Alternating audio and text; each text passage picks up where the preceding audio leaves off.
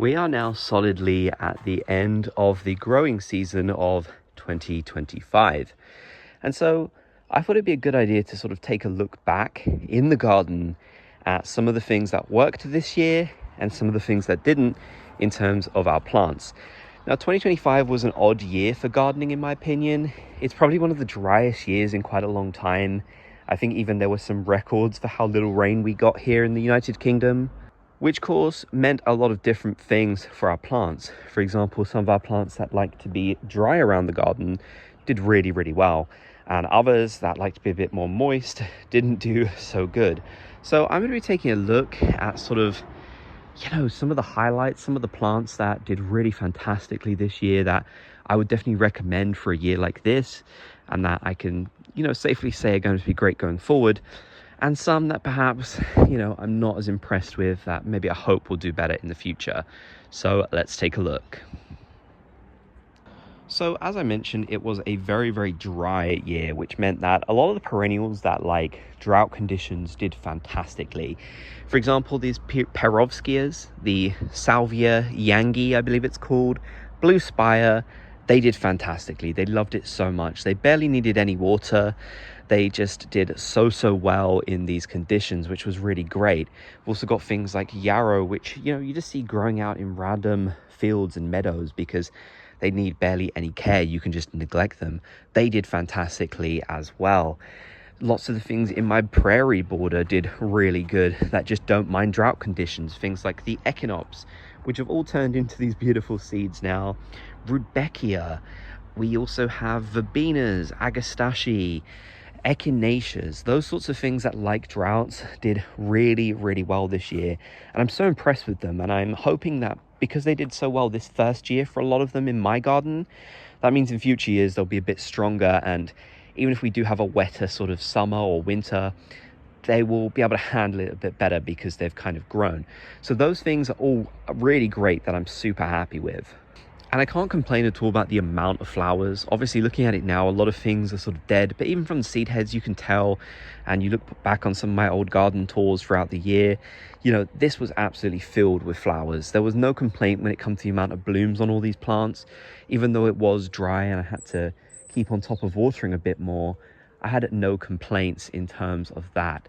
Also, we are joined by a happy little robin, which I love to see. So you can really tell that we're getting into sort of autumn and almost winter time at this point, really. That's what it feels like anyways, with how cold it's gotten. So that's nice. But yes, distractions aside, I can't complain about the amount of flowers on a lot of these really fantastic drought-tolerant plants, or just plants that really don't mind, a bit of neglect.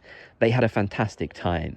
Of course, I did have to water a lot this year, a lot more than I'd like to, and much earlier, because it wasn't just the summer that was incredibly hot and dry, it was the spring. That's when it really started. We had a very dry winter, which I wasn't complaining about because wet winters are not good for a lot of plants. But the spring then continued on to being really dry, which meant, a lot of these things had kind of stunted growth beginning off. And I really had to keep on top of watering newly planted perennials. I mean, I've got some newly planted trees in my garden, like pretty much most of them, except the really big cypress trees. They all had to be watered a ton constantly because obviously they require so much water that just naturally wasn't coming to them. So yeah, definitely in terms of watering, I had to do it a lot more than I would have liked, which was a shame, but I managed to keep on top of it. It wasn't probably the worst I've ever seen. It was okay. We did end up with some hose pipe bans across the United Kingdom, but it never ended up coming here, which was quite handy because despite trying to conserve as much water and such, there's only so much you can do when it hasn't rained in like a month. Plants that like to be wet really didn't do well this year. Things like my lythrum, which you often see by riversides and such, really likes to be wet. It did horribly. I mean, it got a decent amount of flowers, but it just never really grew as much as I would like and never really impressed very much. Also, a lot of plants in my garden, because of the dry conditions I'm theorizing, just didn't bloom as much as they could have. Things like, for example, this aster over here, which I've heard actually does like it to be decently moist.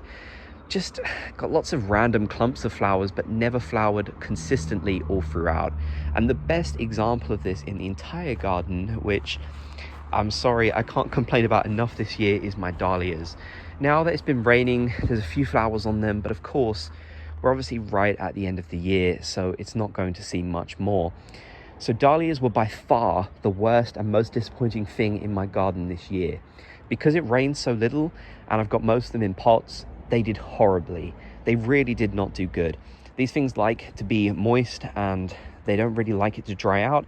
So you have to keep on top of watering them constantly in pots, and it just wasn't feasible to do that as much as I wanted to. So yeah, a few blooms here and there, but mostly one at a time, which just didn't look that good.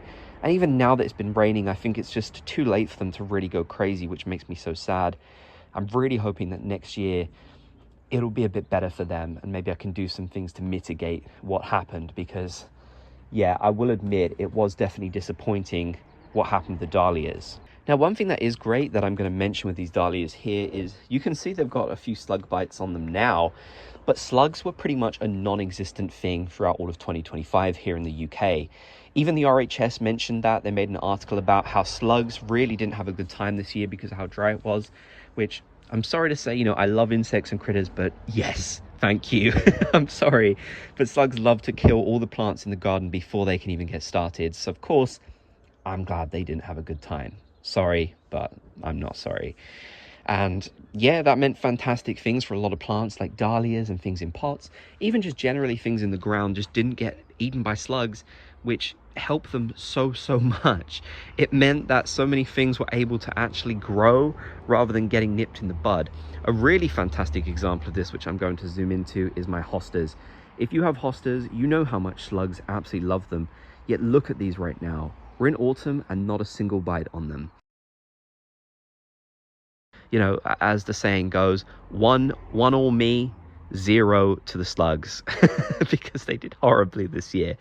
But the same cannot be said for aphids. And aphids were absolutely vile this year. Some of their worst targets were the echinops. See all these horrible yellow looking leaves and things with black splodges on them? That's the aphids, and that damage has been there all year. It really stunted the growth on a lot of these things. Now, thankfully, because of all the aphids, later on in the year, we got probably one of the biggest surges of ladybugs we've seen in this country since maybe the 1970s, I think. So that was amazing, and you could not get enough of them. They were everywhere. They were all over every plant, doing their job, and they destroyed the aphids, which was so good and so satisfying. But of course, it took them time to group up and realize what was going on. So before that, the aphids did a lot of damage, and a really good example of a plant they just absolutely destroyed was my buddleia. And even now, I just don't think it looks that good this year. It really got stunted a lot. It didn't reach its full potential, which was so disappointing. So yeah, that was definitely a shame for me. How much, the sheer level that the aphids destroyed some things early on, it really wasn't good. But on the flip side, lots and lots of ladybugs, which makes me very happy. And even now that it's coming really to the end of their life cycle, I still see lots of them around the garden, which is great. So I'm glad they had such a good year. Overall, I would say that 2025 was a good year for gardening, especially for me, where I finalized my garden layout, and a lot of my perennials that I planted last autumn finally got to shine. And I'm going to try and build upon that this year so that, you know, next year we can have even better things and it can look even more established. I think that's what I'm aiming for. But it has taught me a lot of lessons. It's taught me that things in pots, you really have to be on top of watering them. New trees, you have to be on top of watering them. And even some established trees can get hit by the drought. I mean, this cypress tree did not do well in this drought. It's gone pretty much, not completely dead through the middle, but a lot of it has died off. So you really have to keep on top of watering things in those seasons. Don't get nonchalant about it and just say, oh, well, the plants are going to do what they're going to do. If you want to have that mentality, fine. But if you want your garden to look the best it can, you need to keep on top of watering it, even if it is kind of annoying to be on top of that so much. And especially for those plants that don't like drought conditions. To be honest with you though, I think for a lot of them, like the Liferum, If it's so dry, they're probably just not going to do well no matter how much you water them, unfortunately, because it's that sort of natural wetness, that consistent wetness that they love. So sometimes you just have to plant what's right for your garden and what's right for these ever-changing conditions of weather, which can be such a tricky challenge, but one that we kind of have to try and face if we want our gardens to look the best they can. At the moment, it's been quite a sort of inconsistent autumn. It's been wet. The rain has finally returned, which has kind of solved a lot of the problems we had over summer because it's rained a lot. But then at the same time, it's also been quite dry. I mean, I just watered the garden actually. We're at the end of September and I usually wouldn't be watering the garden, but it's gotten a bit dry after no rain. So I decided to do perhaps maybe the last watering of the year. So it's been very inconsistent. It's also not been that cold this year, really. I mean, the summer got very, very hot. Perhaps not as hot as I think it was 2022, when there were a lot of flash fires in England and such. Although I did hear there were a lot in Yorkshire this year, so I guess in some places it did get that hot. But here, it wasn't too bad. I think we got up to like 32, which is still very high. But, you know, it's not the 40 that we got that one year, I think in 2022. So that wasn't too bad.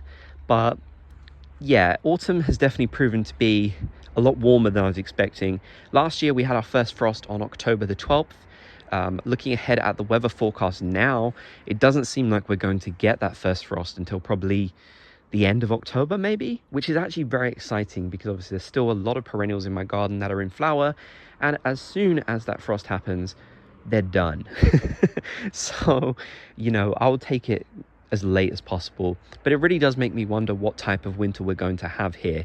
And I guess we will be coming back this time next year really to take a look and see what that was like, because like I said, the winter tends to give you a good picture of what the year ahead's going to be like. Mostly, as I said, our winter last year was very dry, which resulted in a very dry summer, so I'm definitely going to be watching out to see what happens. But yeah, that's everything that kind of happened throughout the garden in terms of what did well and what didn't. I also want to say great year for pollinators and butterflies. They did it fantastically this year, which makes me so happy. I've never seen so many butterflies in my life. We also had some special ones like hummingbird hawk moths. So definitely a good year for them. I mean, there's still even loads around now, which is really great. So that's pretty much everything. Let me know how your garden did this year. I would love to hear. If you made it to the end, be sure to subscribe. I would really appreciate it. And I'll see you soon for more gardening videos.